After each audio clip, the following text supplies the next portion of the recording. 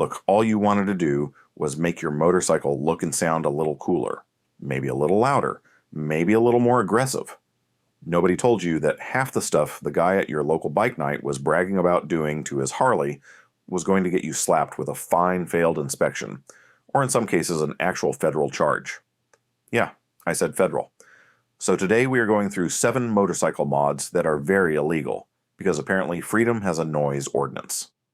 Mod 1, removing or gutting your exhaust. Baffle. Okay, let us start with the one that is going to make a certain portion of my audience immediately defensive, and I want you to know that I respect that defensiveness. I understand the impulse on a cellular level. You bought a motorcycle. It sounds like a particularly aggressive kitchen appliance. You want it to sound like the hand of God coming down on a quiet suburban cul-de-sac at 6:45 on a Tuesday morning. I understand that desire. I share that desire. But here is where things get legally complicated. Virtually every state in the United States has noise ordinances that apply to motor vehicles on public roads, and motorcycles are absolutely not exempt from those laws. In fact, in a lot of states, motorcycles are specifically called out in the language of those ordinances because, funny enough, they tend to be the loudest thing on the road when someone gets creative with their exhaust situation. The way most of these laws work is they establish a maximum decibel limit for motor vehicles, measured at a specific distance from the vehicle. The exact numbers vary from state to state, but a lot of them cluster somewhere around 80 to 82 decibels, measured at 50 feet. For reference, that is roughly the noise level of a garbage disposal running or a busy restaurant at lunch. A stock motorcycle with a proper functioning baffle sits comfortably within that limit under normal operating conditions.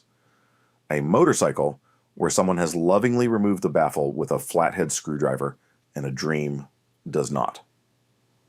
Now here's the part that I know is going to generate some comments.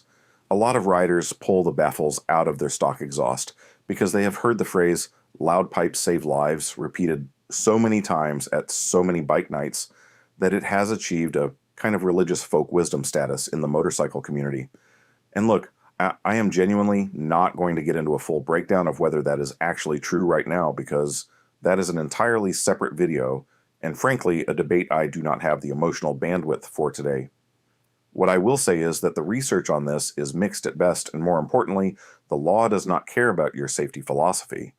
The law cares that you are rattling the fillings out of everyone's teeth at a red light on a Wednesday. The practical consequences for this vary pretty widely depending on where you live and who pulls you over. In some places, you will get a warning and a suggestion to sort it out. In others, you will get a fix-it ticket and a fine that stings a little.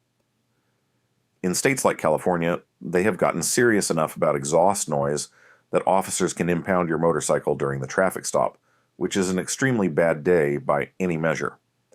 And if you are also running an aftermarket exhaust that is not EPA compliant, which we are going to get into in a few minutes, you are now stacking violations on top of each other like the world's least enjoyable game of Jenga.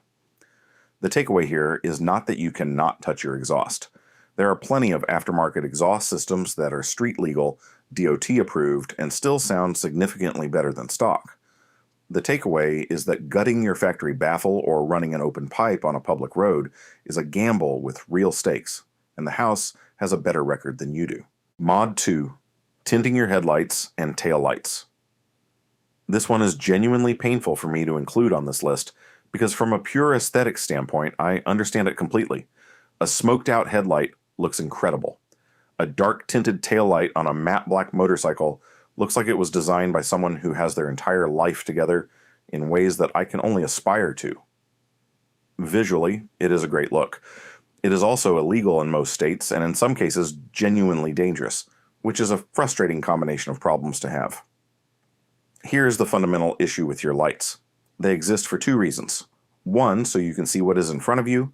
2, so other people can see you. When you tint your headlight, you are reducing the amount of light that actually projects forward onto the road, which compromises your ability to see at night in ways that matter enormously when there is a deer standing in the road at 11 p.m. When you tint your taillight, you are reducing how visible your brake light is to the driver behind you, which compromises their ability to register that you are stopping before they make a very bad decision at high speed. From a legal standpoint, Headlights and taillights on street-legal vehicles in the United States are subject to DOT standards that specify minimum brightness outputs and color requirements. Your taillight must produce red light. Your brake light must be red or, in some configurations, amber. Your headlight must produce white or selective yellow light. If you throw a dark vinyl tint over any of these, you are very likely pushing the light output below the legal minimum and potentially shifting the color output outside the allowable range, both of which are citable violations. In practical terms, what tends to happen is an officer notices your lights look like you are attempting to operate a stealth aircraft on public roads, and you collect a fix-it ticket at minimum.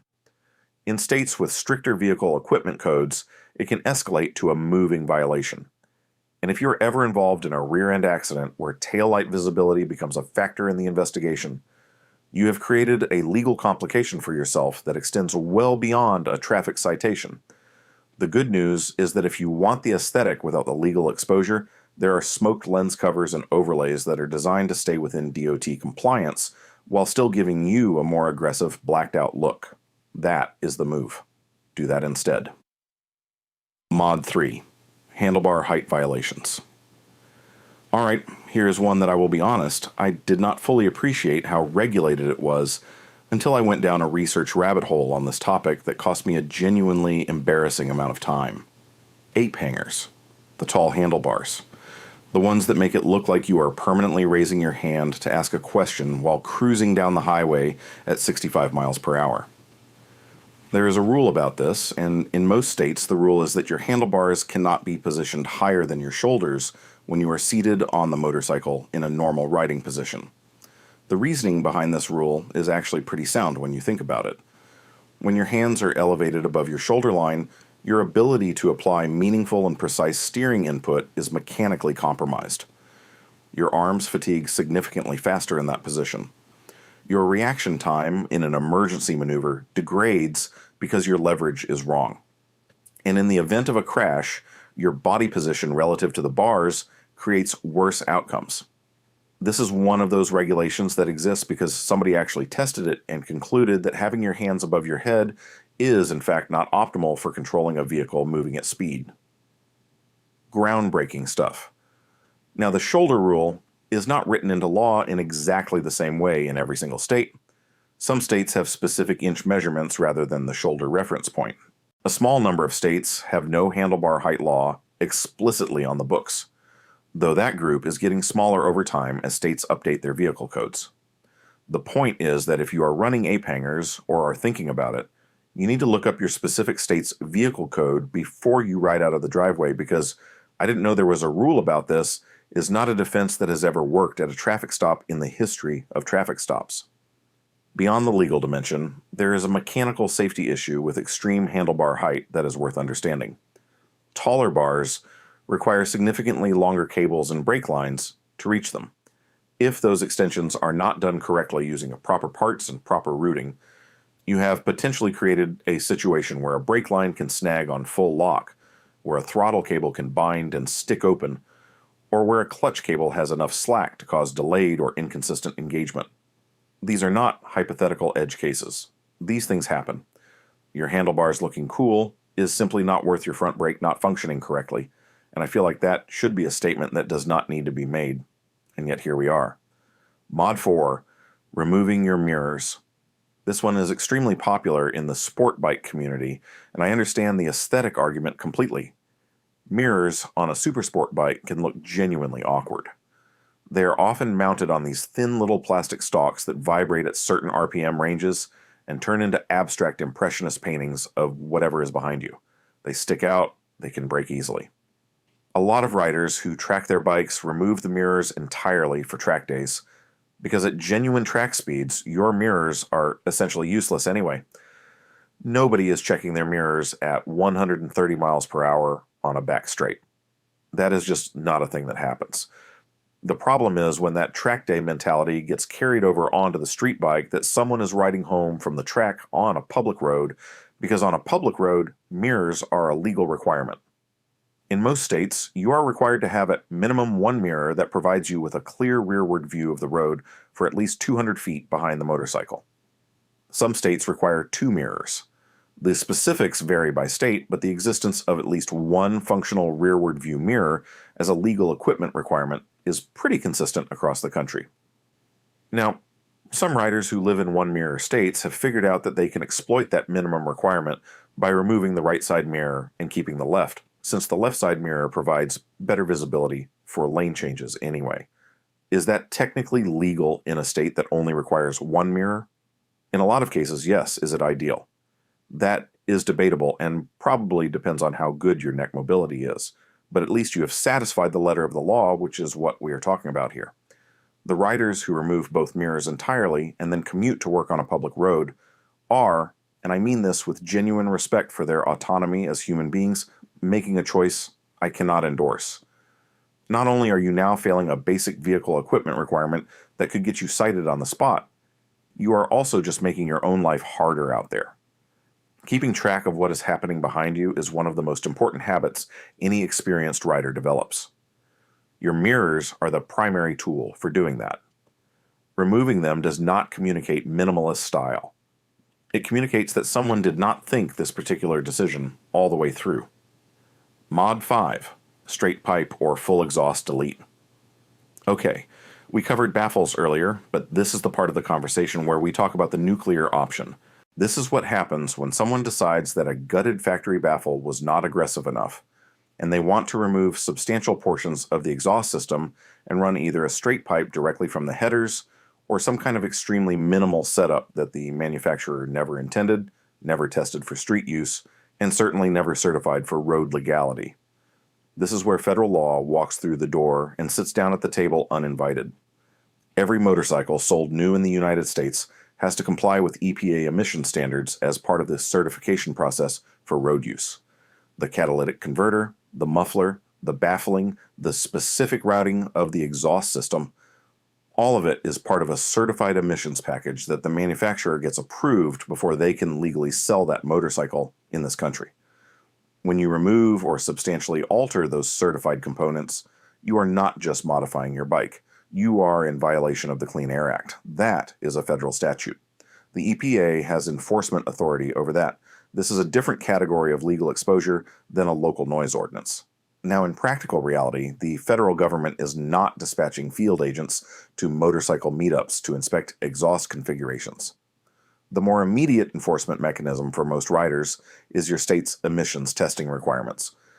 If you live in a state that requires motorcycles to pass an emissions or smog inspection, and your motorcycle is running without its catalytic converter or with a non-compliant exhaust setup, you are not passing that test. You are not registering that bike legally. You cannot legally ride it on a public road. The consequences stack up pretty quickly from there. Even in states without mandatory emissions testing for motorcycles, law enforcement officers can cite you for excessive noise violations and for non-compliant exhaust equipment.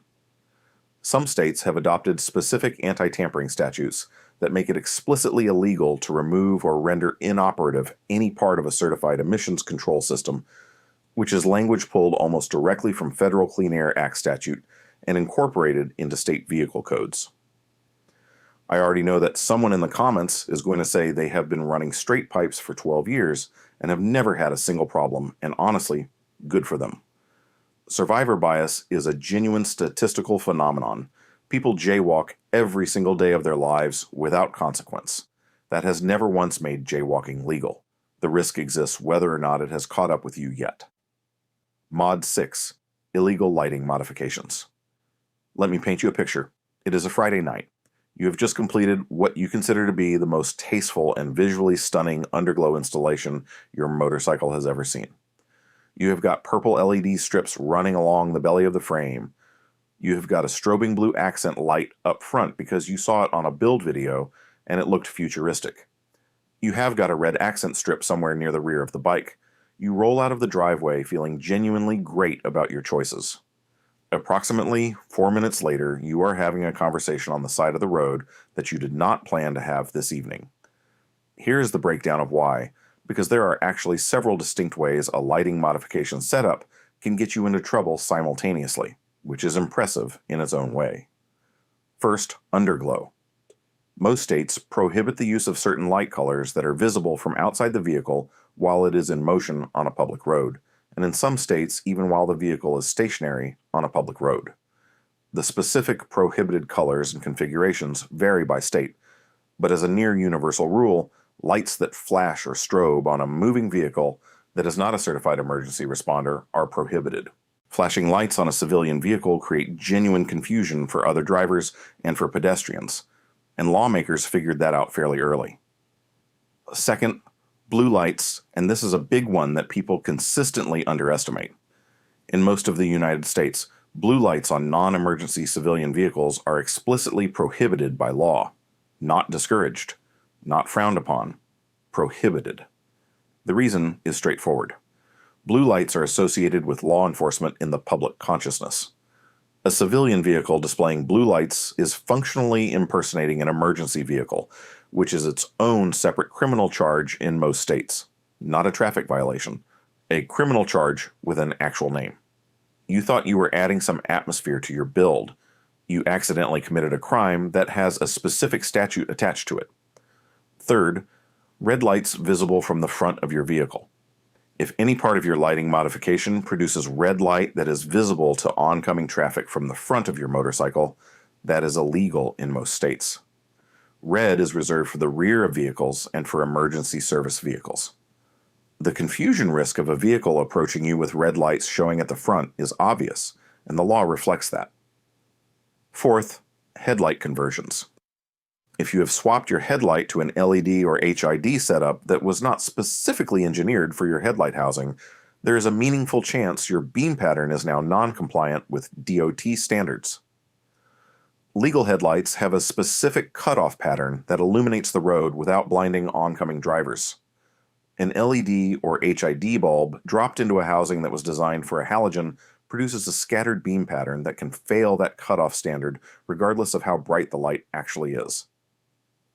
Bright and legal are not the same thing.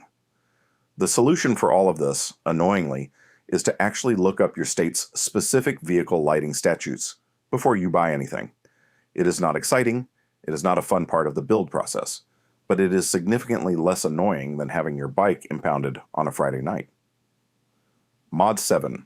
Tampering with your speedometer or odometer.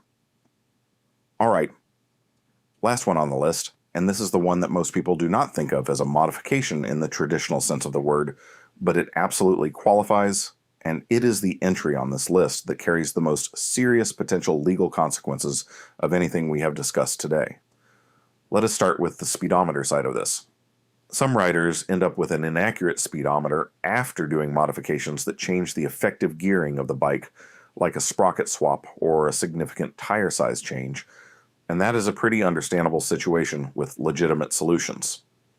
Others, and this is the part that makes me tired, deliberately recalibrate their speedometer to read lower than their actual speed, apparently operating on the theory that this is helpful somehow. It is not helpful. If you are ever involved in an accident and any part of the subsequent investigation reveals that your speedometer was deliberately modified to underreport your actual speed, you have introduced a level of legal and civil liability into your situation that I do not wish on anyone. But the odometer situation is where federal law becomes very real and very specific, very fast. The Federal Odometer Act, which has existed in various forms since 1972, makes it a federal crime to tamper with, alter, disconnect, or reset an odometer with intent to defraud. If you modify your odometer reading and then sell that motorcycle, you are looking at a federal fraud offense. The penalties under that statute include fines up to $10,000 per violation and up to 3 years of federal imprisonment per violation. If someone has sold multiple bikes with altered odometer readings, those are potentially multiple separate federal charges stacking on top of each other.